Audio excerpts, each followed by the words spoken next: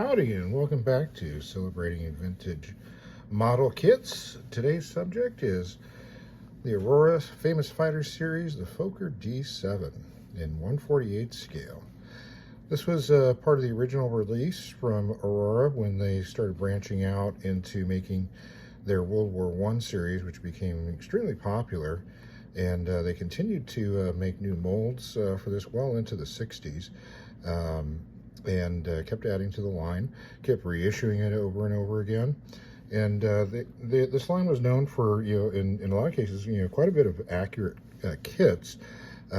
They, of course, shared some of the typical faults of most Aurora kits, of having molded markings initially, some simplification. But a lot of guys think that some of the lines of some of these early Aurora kits are actually pretty darn accurate compared to even a lot of much later issue kits. This kit continued to be issued, as I mentioned, all the way through the 70s, and in fact, it was issued as late as the early 2000s. So it's a kit that's been around for a long time. But what we're going to be looking at is the very first issue of this.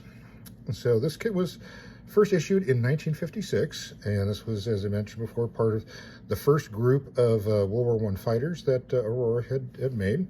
This is the first issue box, as you can tell by the original square Aurora logo with the Aurora Borealis showing through behind it, the famous fighters, which they had trademarked that name. In the corner up here, you see the 69-cent price tag, which was printed directly, on the kit at the time.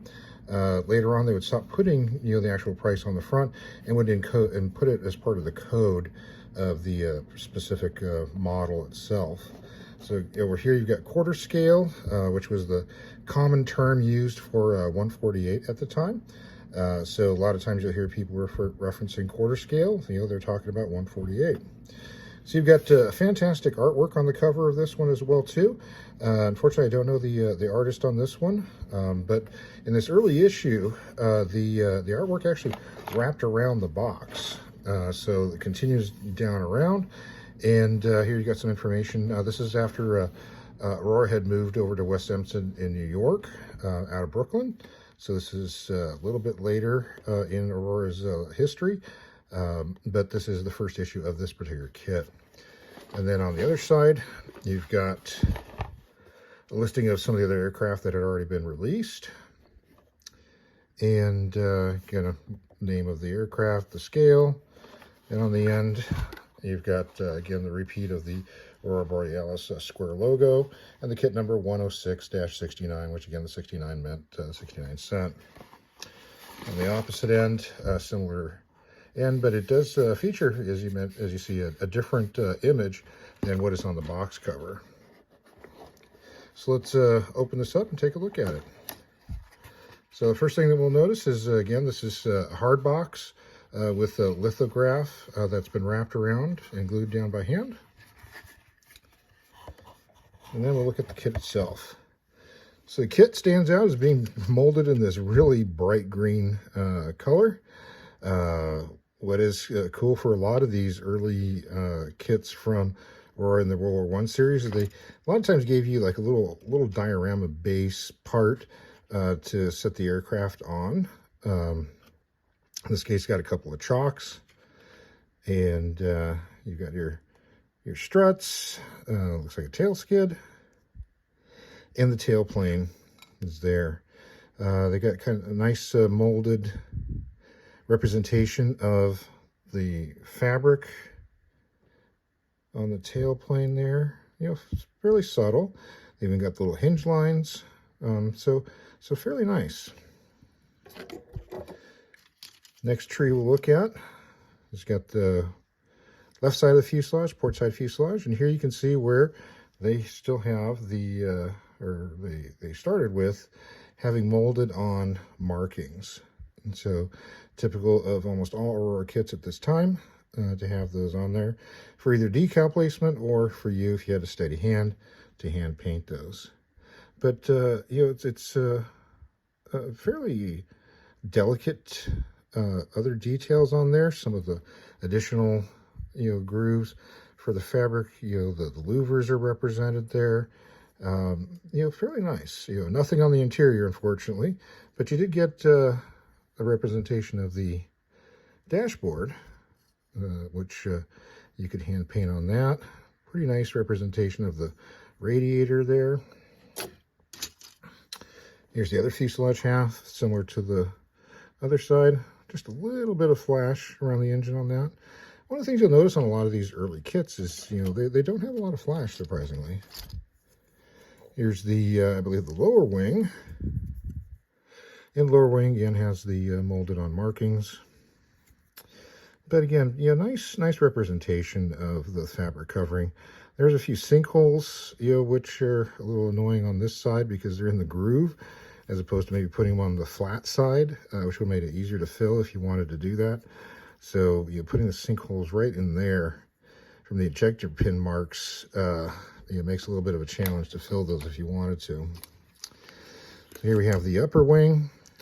The upper wing, they actually did do that. They put the ejector pins on the flat side.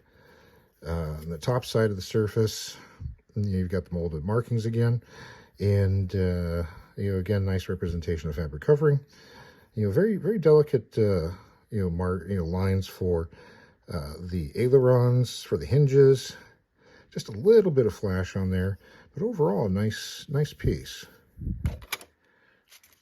And you've got the black sprue, which includes the machine guns, which, pretty decent little representation of the I guess these would probably be Maxims or Spandau machine guns. There's one half of the engine, so you got a pretty nicely represented little engine, some exhaust, and then the propeller. And for the loose parts, here's the other half of the engine. You get your wheels. Wheels are nicely done. They even have the little spot on there for where the inner tube fill spot would be for the air. And what else do we have here? You've got the little winglet that goes between the landing gear. It's got a little bit of extra flash on it from where the ejector pin mark is. There is some sinkholes in this one. So this is a little bit of a poor molded piece. There's your tailplane.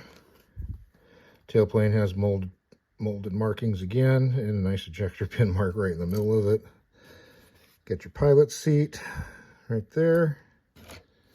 And this was a little thing showing Fokker D-7 Germany. So I think this would probably, you could mount that on the base. There's another part of the exhaust and one of the struts that's come loose. The other thing that was nice about this series of kits too was that they gave you little figures to go along with it. So this guy looks like he maybe just spun the prop, to start it up. Fortunately, he's got a sinkhole right in an unfortunate place there. And one right in the middle of his back too.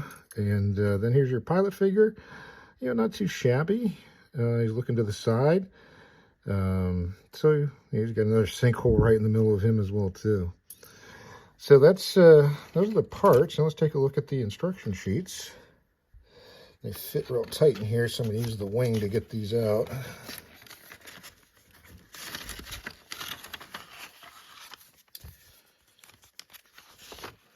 We'll set the markings aside first. So let's take a look here. So typical of early Aurora kits, you've got one giant exploded view showing the assembly, all the different parts together. They're called out by name as opposed to by numbers. You've got a little bit of a detailed drawing showing specifically how the little struts are supposed to go together. And then there is one more drawing of the completed thing showing it represented with the little diorama stand. Of course, advertisements for their own glue. You've got the step-by-step instructions to follow along with that. And then a little history of the Fokker D-7. Flip side, it's got listing of the current kits that were available from Monogram at the time. Or I'm sorry, not Monogram, Aurora at the time. And it looks like whoever had this kit as a kid really wanted that P-38 Lightning as their next kit. But a couple of the interesting kits that are on here is the Pogo. That's become a pretty rare kit. And this Russian MiG-19, which was pretty much a fantasy kit. This Lockheed F90 is also a fairly rare kit as well. So what was being shown on here ends up being, a group of pretty neat kits that were fairly rare. And then we'll look at the decals. It's a pretty good quality decal sheet. Looks like it hasn't yellowed very much, which is surprising for a kid of this age. They are, it looks like maybe starting to crack a little bit. Don't know if that's the way they were when they originally were made, but they do look like they've got a little bit of cracking showing. On the back side, instructions on how to apply your decals, and then the kit number, again matching the kit itself. The serial number that they give on this, F5125-18, was actually a specific aircraft, which is surprising that they would include that with this. That specific aircraft was flown by Hermann Göring, and the real aircraft ended up being factory repainted. At the time when the Fokker D-7s were coming off the line, they were being covered with the lozenge fabric, and then then it would be doped over. So you have this camouflage pattern that was already printed on the fabric. But Hermann Göring had enough pull that he ended up having the factory paint the entire aircraft white. So this the aircraft that this serial number belongs to ended up being out in the field and used in combat in a completely white paint job. So it's kind of interesting that they would give you that specific decal for an aircraft that they've molded in this bright green color. Seems like it would make a lot more sense to either mold this in white if you're going to make it Hermann Göring's markings, or give markings for a different aircraft that might have had the camouflage. But here's a picture of Hermann Göring with his original F5125.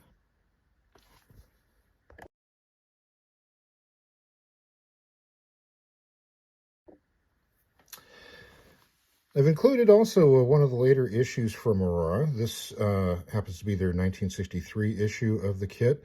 So you can see still using the same artwork, but modified a little bit. So now you've got the name across the top, the big German cross.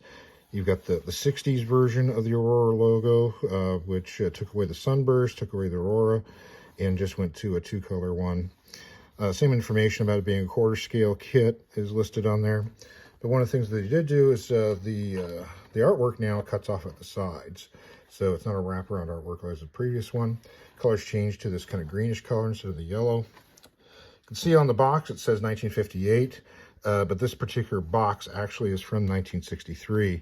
The way you can tell that is by the type of logo that's on here, and also by the price. The price then has jumped to $1. The earlier reissues of this kit in 57 and 58 went to 69 and 79 cents. Then by 63, this was up to $1. But same address information, similar end image as well too. As you can see, a little bit more simplified thing without the list of some of the other kits that are on there. So that's what it looks like in a later issue. As I mentioned, they did issue this a couple more times. Eventually, Aurora, went out of business in the mid-70s, and Revell purchased the molds. And when the molds were being shipped to, Monogram purchased the molds. And when the molds were being shipped to Monogram, there was a train accident and derailed the boxcars that were containing the molds. And the representatives had to go out and literally pick the molds out of the mud. Unfortunately, a lot of them got damaged. Some of these kits are permanently gone. But they were able to save some of them and then shipped them, cleaned them up. When Aurora got them, when Monogram got them, they wanted to kind of modernize a little bit. So one of the things that they did is they got rid of the molded on markings on the kit, and spruced up a couple other things. Added a different decal set, and then Monogram reissued this kit in 1979. They reissued it a couple of times, and before Monogram folded, or actually when they did fold up, and they ended up getting bought out by Revell. Revell picked up the monogram molds, and Revell reissued this kit again. In fact, the most recent issue of this kit was in 2002 by Revell. And there's nothing on the box from Revell indicating how old this kit is. But it's a 50-year-old kit that Revell was still, selling in 2002, with the same presentation, same type of box art, same boxing, everything to look like, they're modern kits that were just being made. So the unaware modeler, who doesn't know that this has been a reissued kit would maybe be a little surprised at how simple the kit is. Although, still to this day, a lot of people still say this is still a pretty decent representation.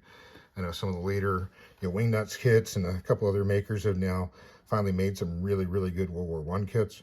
But for a long time, this Aurora kit was actually considered to be one of the best. You could dress it up really good, add a lot of your own detail. But the lines and shape were pretty good. So that's it for today. Thanks for stopping by, and the outro will show you a few of the other issues so you can see what those boxes look like. And if you'd like to pick this up and try your hand on it, it's a pretty good kit to do. Well, that's all we have for today. Thank you very much for stopping by and watching. Have yourselves a great day.